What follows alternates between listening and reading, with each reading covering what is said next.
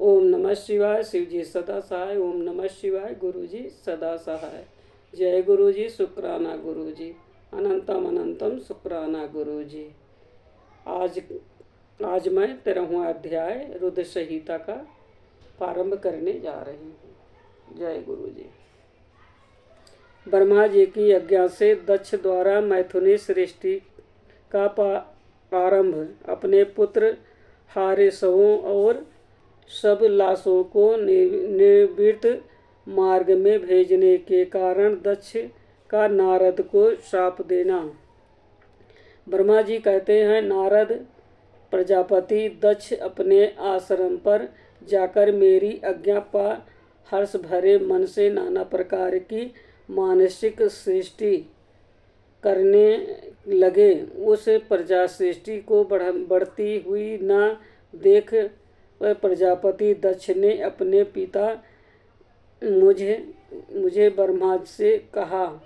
दक्ष बोले, ब्राह्मण तात प्रजानाथ, प्रजा बढ़ रही है। प्रभु, मैंने जितने जीवों की सृष्टि की थी वह सब उतने ही रह गए हैं। प्रजानाथ, मैं क्या करूं? जिस उपाय से वह जीव अपने आप बढ़ने लगे वो मुझे बताइए। तदनुसार मैं प्रजा की सृष्टि करूँगा, इसमें संशय नहीं है।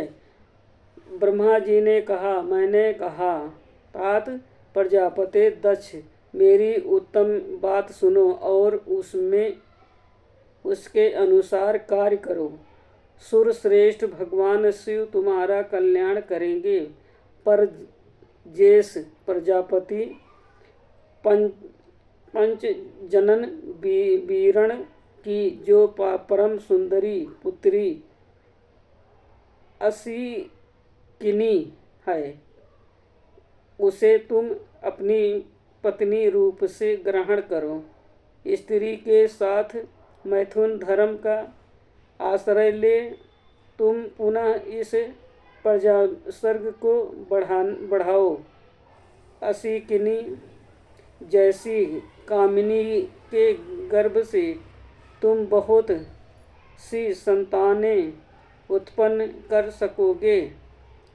तदंतर मैथुन धर्म से प्रजा की उत्पत्ति करने के उद्देश्य से प्रजापति दक्ष ने मेरी आज्ञा के अनुसार वीरण प्रजापति की पुत्री के साथ विवाह किया। अपनी पत्नी वीरणी के गर्भ से प्रजापति दक्ष ने 10,000 पुत्र उत्पन्न किए, जो हर वश्य कहलाए। मुने वह सब के सब पुत्र समान धर्म का आचरण करने वाले हुए। पिता की भक्ति में तत्पर रहकर वह सदा वैदिक मार्ग पर ही चलते थे। एक समय पिता ने उन्हें प्रजा की सृष्टि करने का आदेश दिया। तात तब वह सभी दक्षायण नामधारी पुत्र सृष्टि के उद्देश्य से तपस्या करने लगे के लिए पश्चिम दिशा की ओर गए। वहाँ नारायण सर नामक परम पावन तीर्थ है, जहाँ दिव्य सिंधु नाद और समुद्र का संगम हुआ है।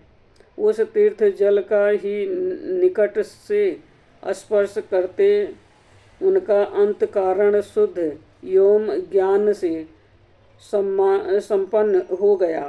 उनकी अंतरिक्त मल राशि धुल गई और वह परमहंस धर्म में स्थिर हो गए। दक्ष के ये वह सभी पुत्र पिता के आदेशों में बंधे हुए थे, अतः मन को सुस्थिर करके प्रजा की वृद्धि के लिए वहाँ तप करने लगे। वह सभी सत्पुरुषों में श्रेष्ठ थे।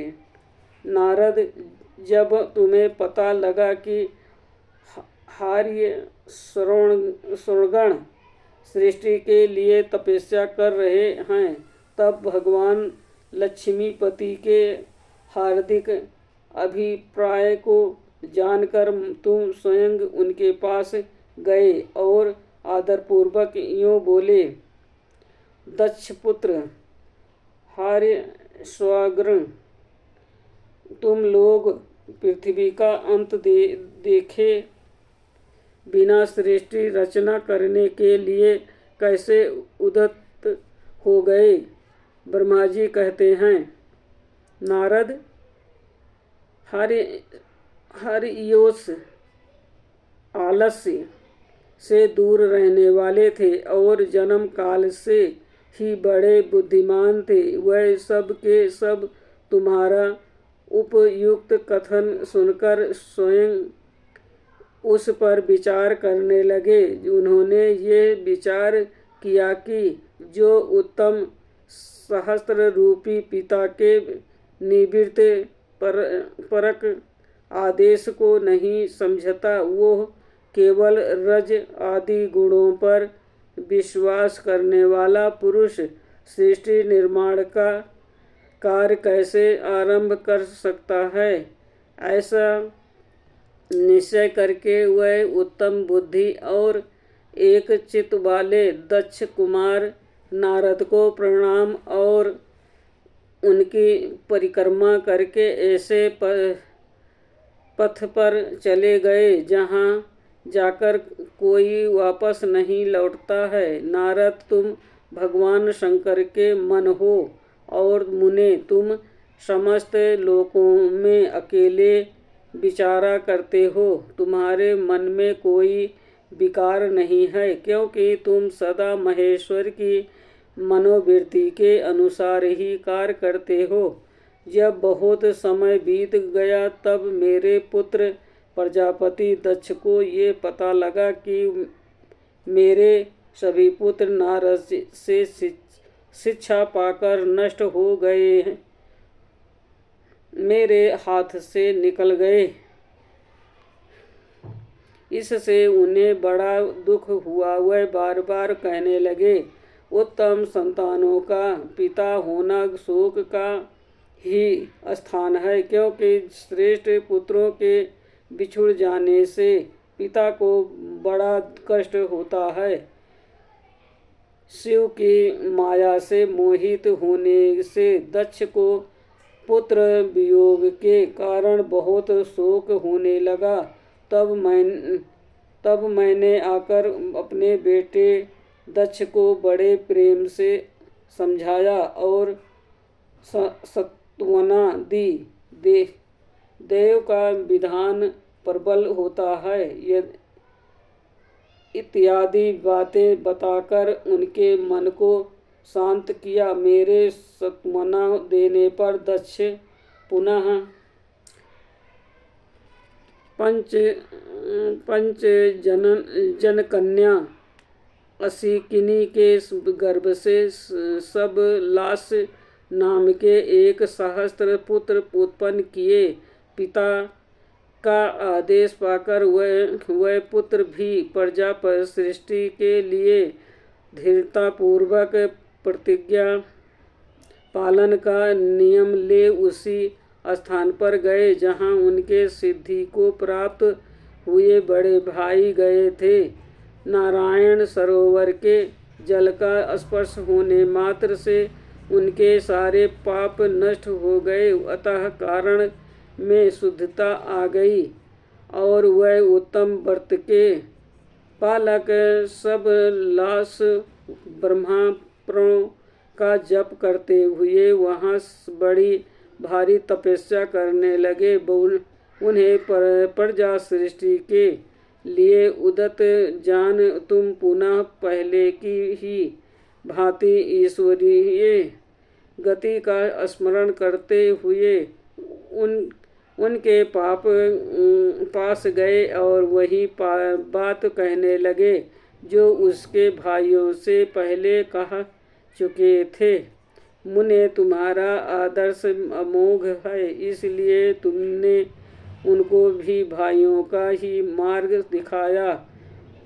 एतयों वे भाइयों के ही पथ पर उधर गति को प्राप्त हुए। उसी समय प्रजापति दक्ष को बहुत से उत्पात दिखाई दिए।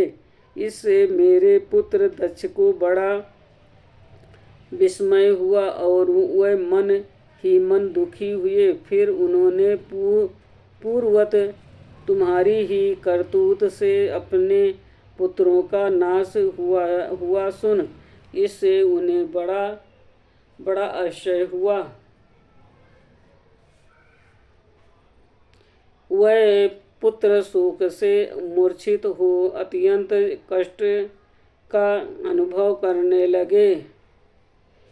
फिर दक्ष ने तुम पर बड़ा क्रोध किया और कहा, यह नारद बड़ा दुष्ट है। दैववश उसी समय तुम दक्ष पर अनुग्रह करने के लिए वहां आ पहुँचे। तुम्हें देखते ही शोकावेश से युक्त हुए दक्ष के ओंठ रोष से फड़कने लगे। तुम्हें सामने पाकर वह धिक्कारने और निंदा करने लगे। दक्ष ने कहा, ओ नीच, तुमने ये क्या किया? तुमने झूठ मूठ साधुओं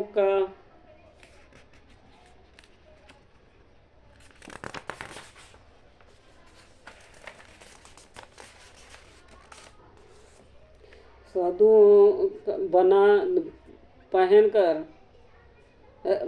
पहन रखा है। इसी के द्वारा ठग कर हमारे भोले भाले बालकों को जो तुमने भिक्षुओं का मार्ग दिखाया है, ये अच्छा नहीं किया। तुम निर्दय और शठ हो, इसीलिए तुमने हमारे इन बालकों के जो अभी ऋषि ऋण, देव ऋण और पितृ ऋण से मुक्त नहीं हो पाए थे, लोक और परलोक दोनों के श्रेय का नाश कर डाला। जो पुरुष इन तीनों ऋणों को उतारे बिना ही मोक्ष की इच्छा मन में लिए माता पिता को त्याग कर घर से निकल जाता है, सन्यासी हो जाता है, वो अधोगति को प्राप्त होता है। तुम निर्दय और बड़े निर्लज्ज हो, बच्चों की बुद्धि में भेद पैदा करने वाले हो और अपने सुयश को स्वयं ही नष्ट कर रहे हो। मूढ़ पद्मते, तुम भगवान विष्णु के प्रसादों में व्यर्थ ही घूमते फिरते हो।